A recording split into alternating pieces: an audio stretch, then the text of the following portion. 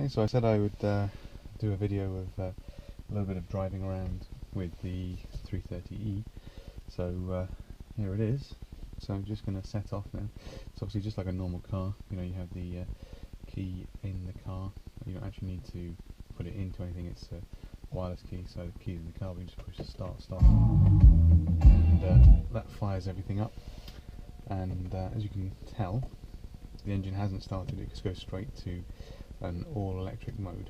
So right now there's no engine noise, just the noise of the air conditioning cooling unit. So I'm just going to put the vehicle status onto eDrive so we can see the status of the electric and petrol engine. You can see on the display here. Right, so just like a normal automatic, you know, to pull away, you put it into drive, and that starts the sort of system creeping forward. Take the handbrake off and the car naturally starts to roll forward. So it's a bit eerie because, of course, you know, you've got no engine noise at all. So let's take off, and you know, in all electric mode, you know, it's reasonably quiet. You don't hear anything much from the engine. It's mostly road noise and sort of exterior noise that you'll hear. And you know, you can drive around like this for 20 miles up to 70 miles an hour, or slightly more than 70 miles an hour, I think, unless you tell the car that you want it to conserve energy. So you've got three driving modes. You've got Auto eDrive, which is the default one, which means the car will automatically choose the best time to use electricity and the best time to use the petrol engine. That gets you up to about 50 miles an hour before it starts the petrol engine by default. You've also got the option for Max eDrive, and that means that it'll basically just try and drain the battery, and up to whatever speed you're driving, 70 miles an hour, it'll still try and maintain electric power. And the last one is save battery. So you know, if you're trying to save battery, then it will hold on to it for you and try and charge that for you for later on in the journey. So as you see, you know, cruising around, you know, 40 miles an hour. The rev counter hasn't started, so the engine's not actually started. It's only when we're sort of creeping up to and above the 50 mile an hour mark that we're gonna go into that hybrid petrol powered mode. So let's come around this corner, around this roundabout, and it's a slightly faster road, so we can actually go past the 50 mile an hour limit.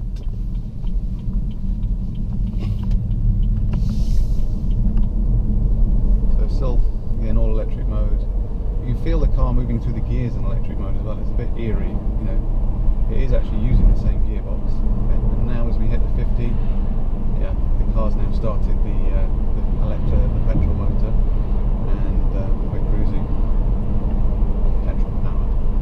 I'd say it's not really a noticeable change. It depends on how hard you're putting the accelerator down as to how much you'll actually feel that. It's pretty not so noticeable at slow speeds. And now it's automatically gone back to the electric mode. Just as we slow down, realise we don't need it. And of course, when we're braking, you know, it's charging the battery as well. It's just giving a little bit more juice to the battery, and you can see that on the display in front of you, how much charge is getting added in a series of small arrows. So when you want maximum performance, of course, you know, you want to have both engines started. If you flick it into sports mode, it will do that. So as I come around this corner, you know, I'll push the sports button, and now we have both engines started.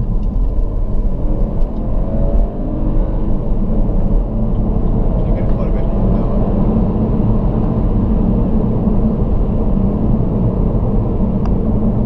And then just as naturally, you can flick back, and again, the car automatically decides what to do, which engine's best. So then we're back on electric mode and recuperating. So overall, you know, it's a pretty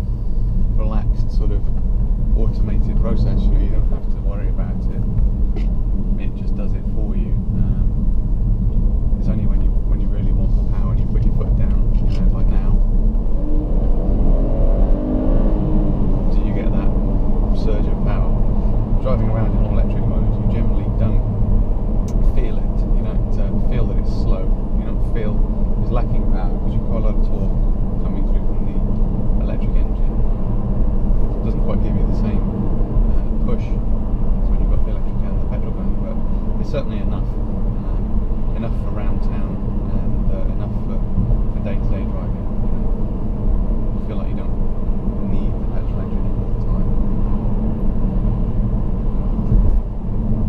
Certainly, I've done a couple of trips to work and back where I've had it in max drive, and yeah, it's just like any normal car.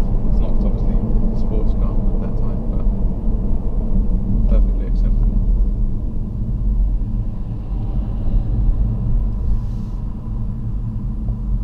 One thing I've noticed actually is, of course, because the car is deciding when to use electric power and when to use petrol power, the petrol engine isn't always at temperature. So, you might decide, oh, I need a bit more power here, and you put your foot down, and suddenly it's absolutely revving the engine up to 7,000 RPM, and it's obviously not that healthy for a cold engine. You feel a bit guilty doing it, but that's what the gearbox does and what it's trained to do. When you ask for power, it gives it to you. Sometimes you put your foot down a bit too hard. That is what happens. It's quite hard to get the car up to temperature unless you tell it you want sport mode and that you essentially want it to run the engine. So, easy way to sort of tell the car to do that, apart from pushing the sports button on the console here, is just to flick the accelerator, so the gear stick to the left. So you see I've just done that now, and now the engine's running for us. That means we've got both electric power and petrol power at hand. But as I say, you don't need that most of the time. It's only when you want to pull away quickly that you might decide that's a good idea. Something I've noticed as well is, as you can see, it shows engine running here and driver request, and the electric power is being used to charge the battery right now, and you can see that indicated on the screen. You'll be cruising along 60-70 miles an hour on a dual carriageway or something like that, and you're thinking, oh, I'm getting terrible MPG here, I'm getting 20-30 MPG, and the reason for that is actually the power is being put into the battery, and it's bringing your MPG down. Of course, later on in the trip, that battery power is going to be used, and that's going to be used for more economical purposes later. So, you're thinking, oh, I'm actually getting great economy at the moment, but it's actually deliberately so. It's actually charging the battery, and that'll give you, say, better economy overall.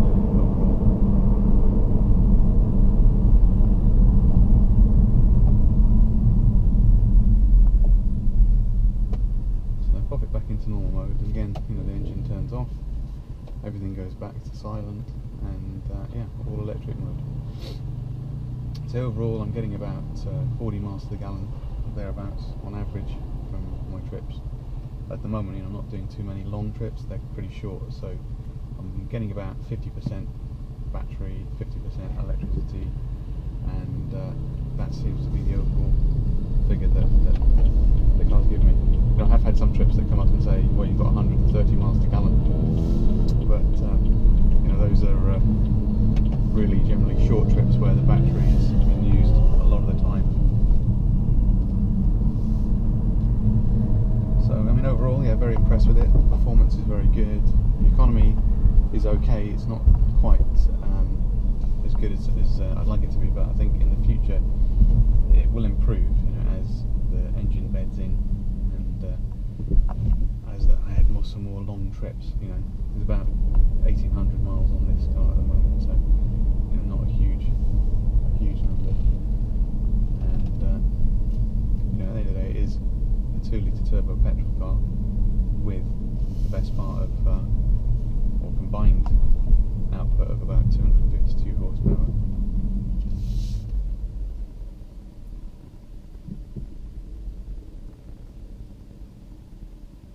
And 0-60 of 6.1, so it's quite quick. There's not many cars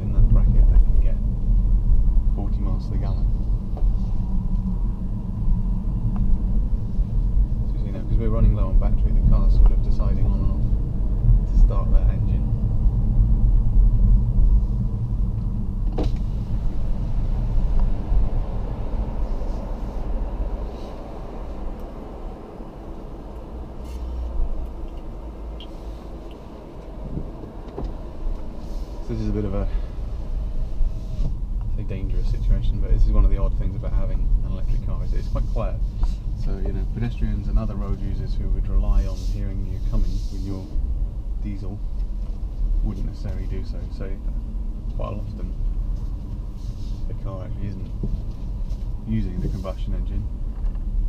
It is right now because the battery's very low and we're climbing up hills, so you know, it is using that extra power. But yeah, when you're charged up, it is practically silent, so you have to be very wary of people. You know, they tend to you know, rely on their ears a bit too much, and people often like to walk in the middle of the road without really thinking about it, and it's unfortunately something that we're all guilty of.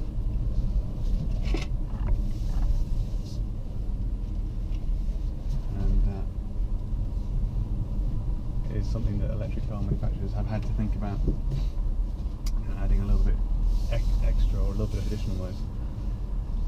Either a pedestrian horn, which I kind of like the idea of having a pedestrian horn, you know, like a little toot instead of a full-on big beep, or just a sort of background noise that just lets people know that you're coming.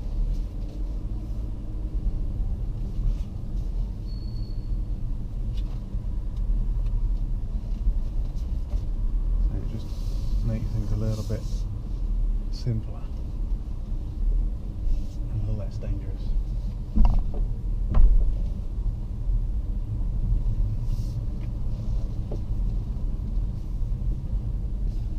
Okay, well that's pretty much it for now. Again, if you've got any questions, just feel free to ask in the comment section, but there's quite a few guys out there with videos now, so there's quite a bit more information than there was when I made the purchase. So if you do need any info, just give me a shout.